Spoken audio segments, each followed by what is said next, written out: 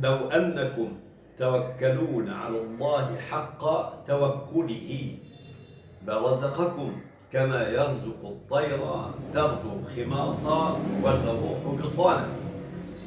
الرواية صحيحة أوردها الألباني رحمه الله تعالى في صحيح الجامع، وهذه الرواية إنما تطمئن كل مشغول على أمر الرزق إذا أخذ بالأسباب وأحسن التوكل على الله رب العالمين.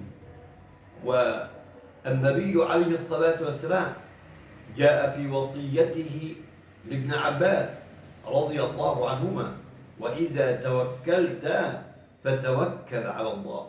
والتوكل على الله أن يأخذ المسلم بالأسباب ثم يجعل النتائج على الله رب العالمين.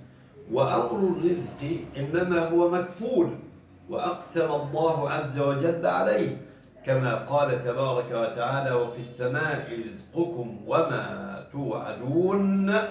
وهنا يقول النبي عليه الصلاة والسلام أن من توكل على الله رب العالمين حق التوكل يرزق كما يرزق الله تبارك وتعالى الطير التي تغدو خماصا تخرج فارغة الحواصل ثم تعود ممتلئة بعد أن ساق الله عز وجل إليها رزقها، ولكنها أخذت بالأسباب عندما خرجت من أماكنها وأوكارها ثم عادت وقد ساق الله تبارك وتعالى إليها أرزاقها.